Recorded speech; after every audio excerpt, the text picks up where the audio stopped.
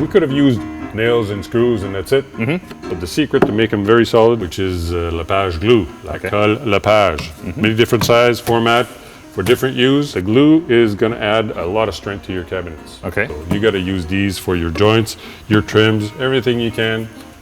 This is the secret. And what about those white patches on the wood you're doing right now? That's your patching compound.